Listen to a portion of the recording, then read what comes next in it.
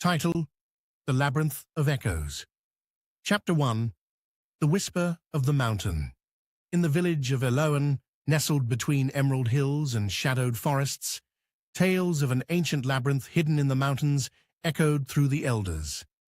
It was called the Labyrinth of Echoes, a mystical maze said to test the soul and grant wisdom or madness to those who dared enter. 17-year-old Cale, a curious and restless boy with a mop of unruly dark hair and eyes the color of storm clouds, had grown weary of the village's quiet life. He wanted more: adventure, truth, a sense of purpose. "You'll find more danger than glory in those tales," warned old Merrick, the village storyteller, tapping his crooked staff against the hearth one night. "The labyrinth listens. It reflects what you carry in your heart." Many went in. Few returned. But Cale wasn't frightened.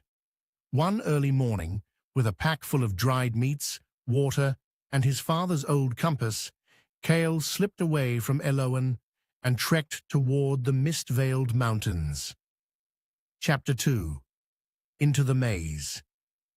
The entrance of the labyrinth was hidden behind a waterfall. Cale discovered it by accident. Well, not accident, but instinct. A faint humming led him to the cascading water, and behind it, a gaping archway carved in obsidian-black stone. He stepped inside. Immediately, the light behind him dimmed, replaced by flickering blue flames from torches that ignited on their own. The walls shimmered, and Cale heard faint whispers. "Turn back. Find yourself. Prove your worth." Unshaken, he pressed forward. The first chamber was a hall of mirrors. But these mirrors did not reflect his body. They reflected moments of his life: arguments with his mother, stealing a coin from the market, mocking a friend who cried. Cale backed away, heart pounding, but the door forward wouldn't open.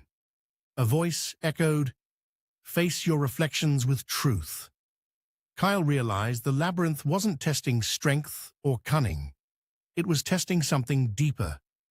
Gritting his teeth, he whispered apologies to the mirrors, facing each moment with honesty.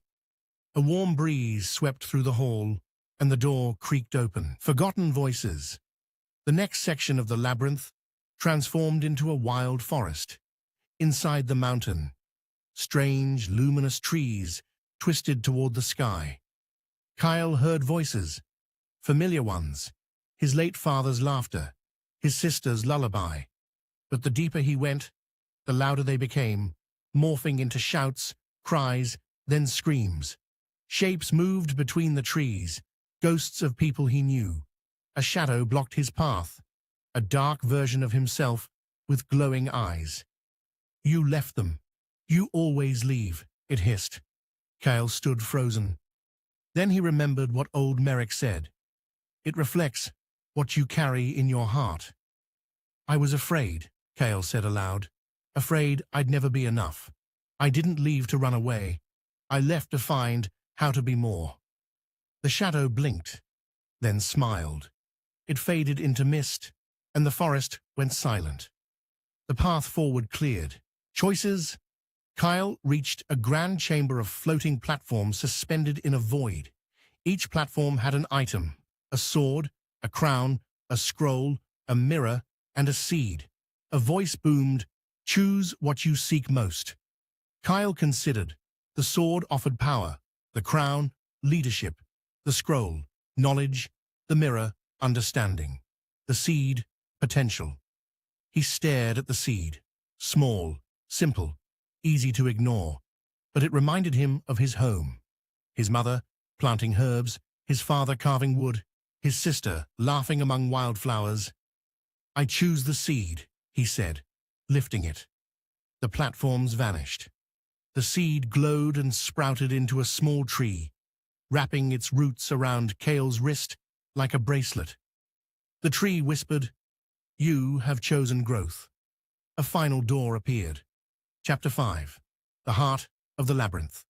Cale entered a sunlit glade, impossibly real and untouched. In the center was a pool of still water. He approached and looked in.